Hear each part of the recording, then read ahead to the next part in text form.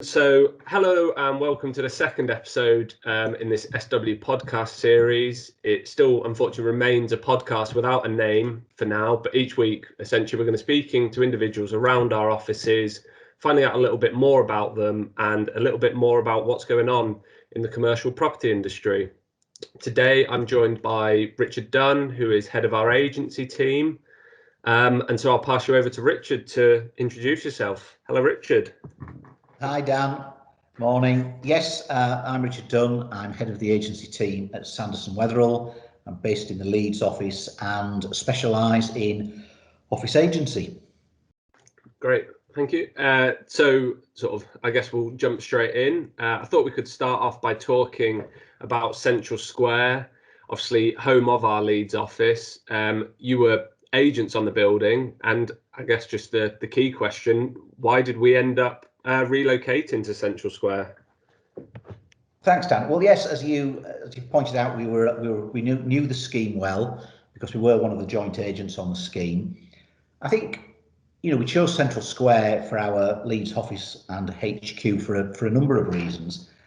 I think what was quite important was the fact that it set a new standard for Leeds offices. Its sustainability, it set a new benchmark for that in terms of it was a BREEAM outstanding rating building, EPC A rating.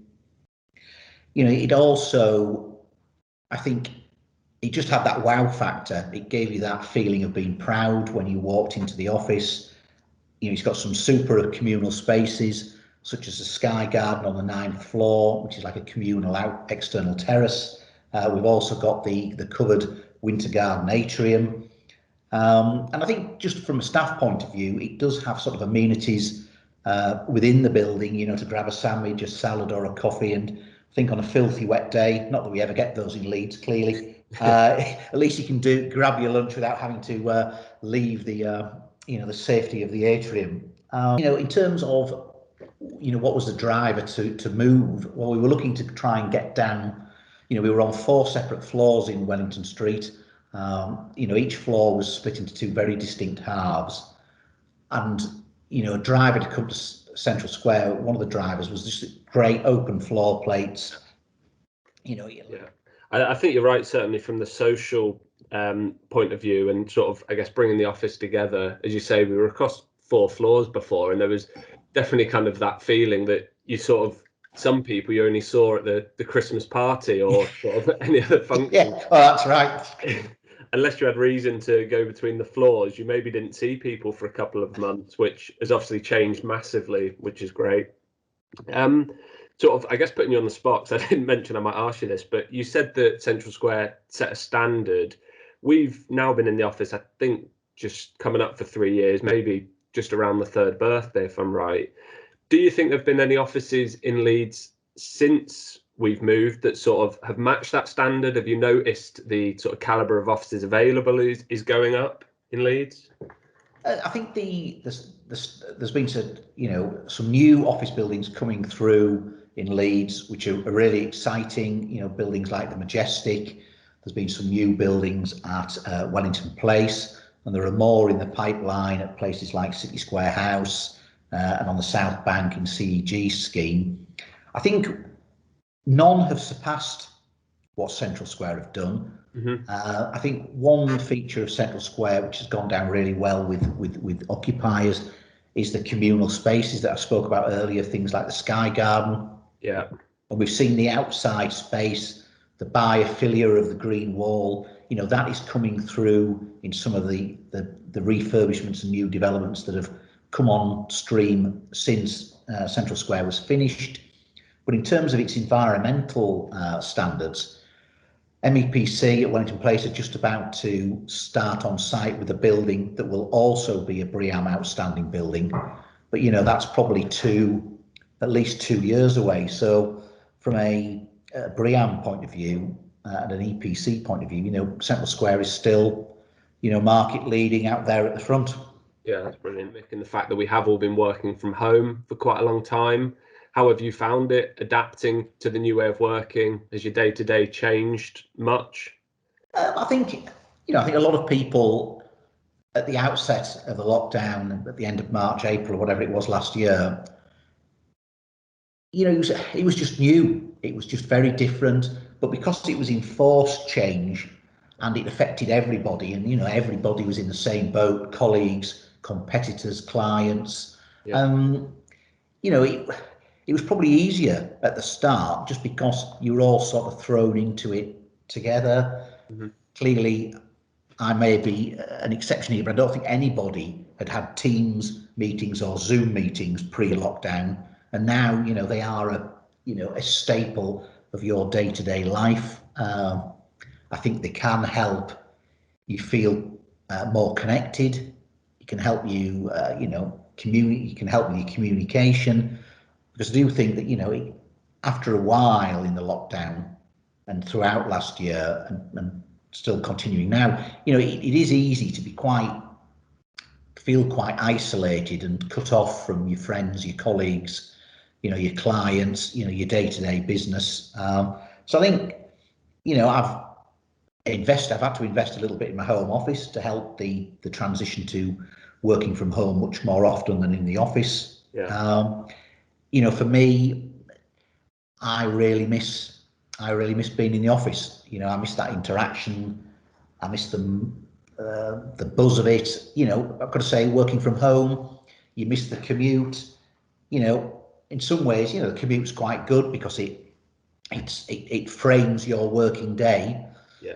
And gives you a chance to sort of recharge, get some downtime, think about your day ahead. And I think the challenge when you're working from home is that you've got to be quite disciplined and structured. Otherwise, home life and work life are just become one and the same thing. It's very easy to spend very long hours, at your desk.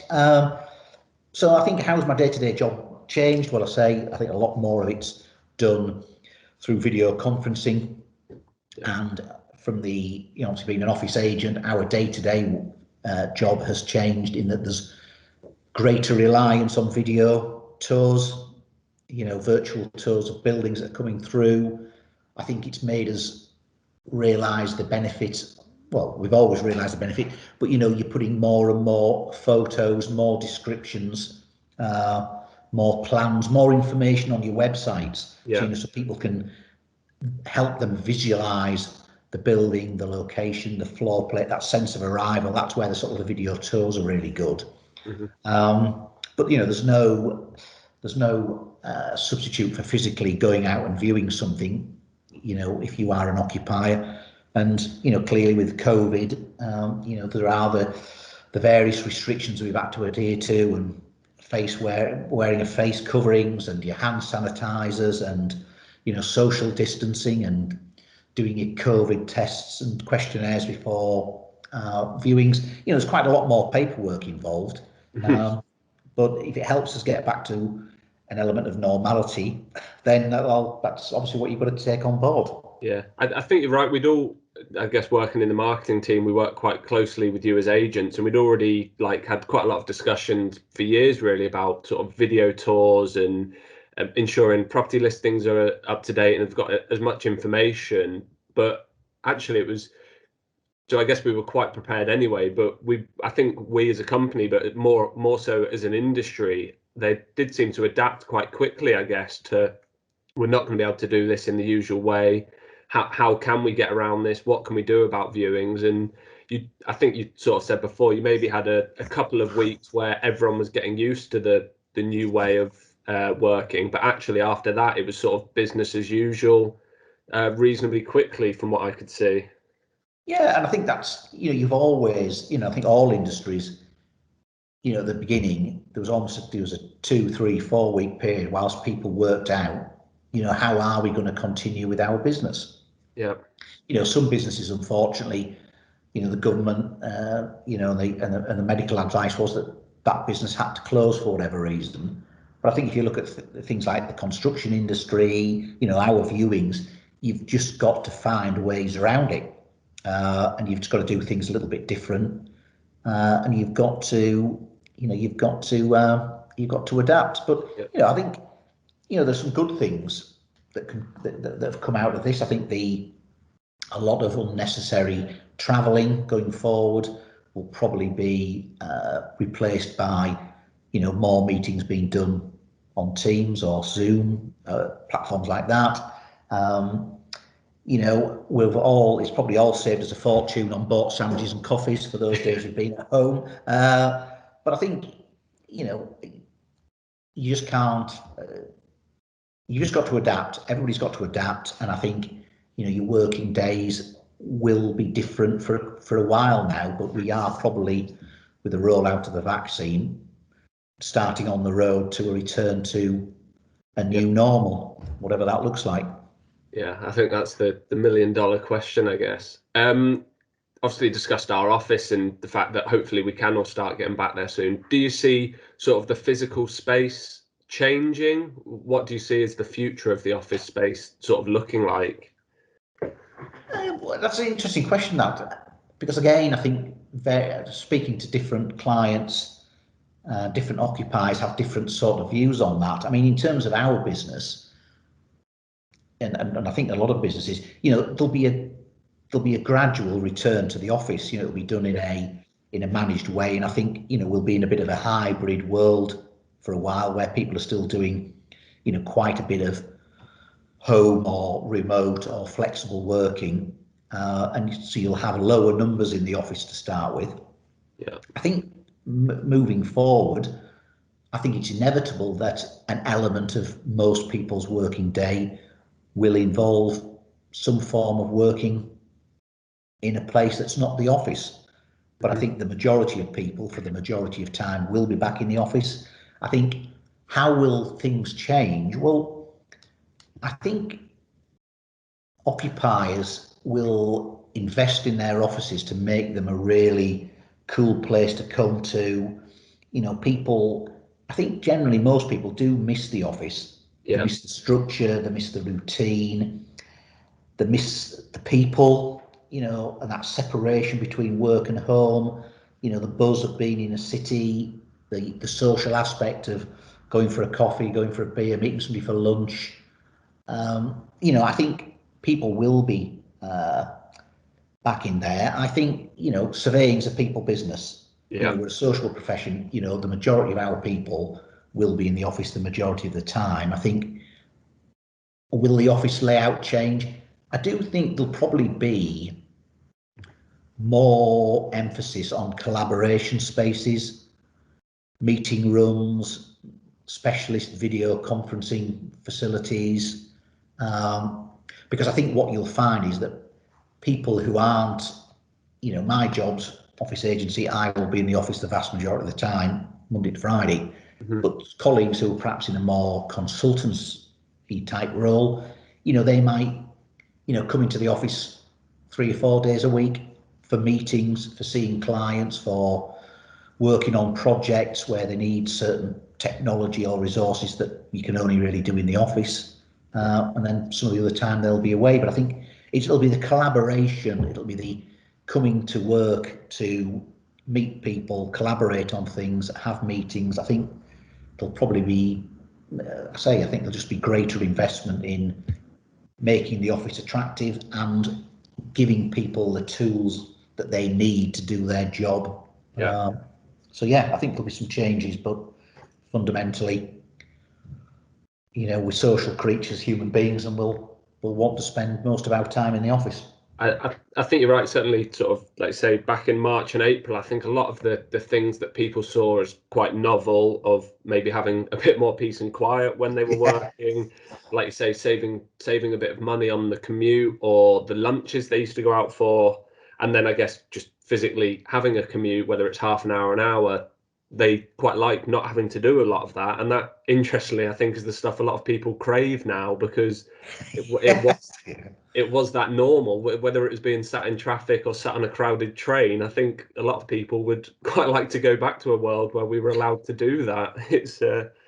It'll be I mean, I think people like routine. I think those obviously with the longer, more arduous commutes are probably the ones who would quite like to not have to do that a couple of times a week if they could.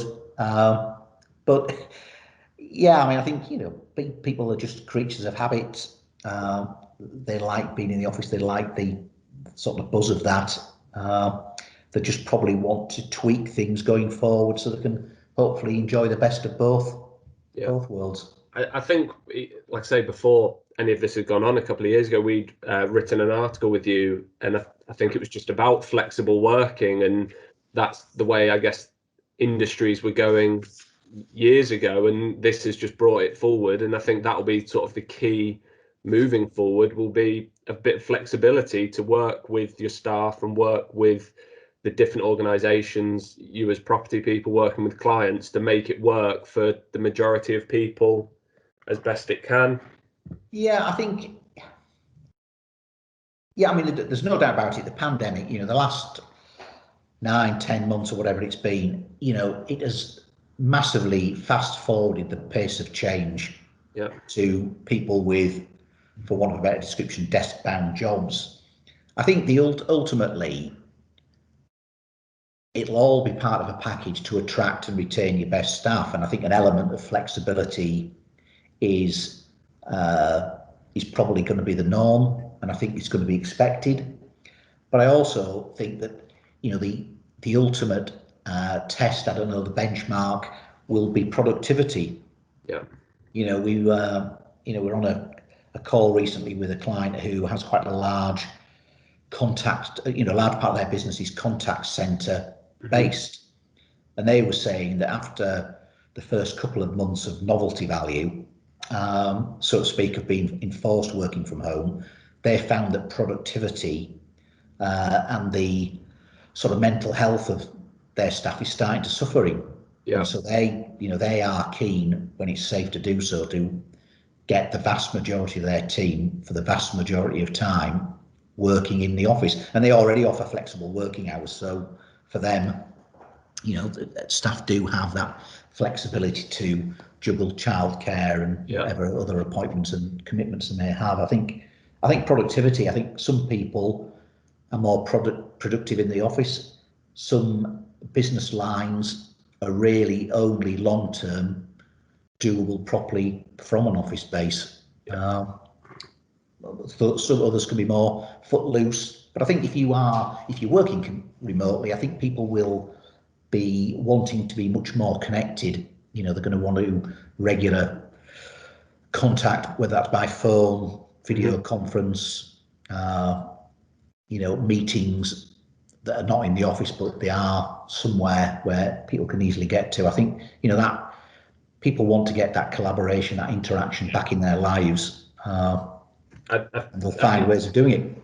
Yeah, I think you're right. I think Teams has sort of, I guess, kept a lot of businesses and a lot of teams together, but it doesn't replace I think we were speaking just before we started recording about, we obviously sit on desks close to each other, and just overhearing conversations that you can then lean over and say, oh, what was that about? Can you pick up on this? And we're completely missing out on those conversations, the chance sort of hearings of things that probably made the business tick ultimately. Oh, they do. And, sometimes, it's just because you've seen a colleague and you just think, it just jogs your memory. Oh gosh, I've been meaning to speak to John about that. And then you go and you have that conversation, whereas clearly if you're not having that physical sight of somebody, it doesn't jog your memory, and you don't have those sort of points. So yeah, it's a really valid point. And I think whilst we'll all be better off if we can get back in to a degree in due course. I'm aware we're talking a lot around sort of Teams and Zoom fatigue, and I've kept you on a Teams call for quite a long time now. So I'll end just with some quick fire questions, sort of quite easy ones, just to see sort of this or that, and which would you rather. So I'll rattle through them, and then we can let you get on with your day. All right, thank you. All right.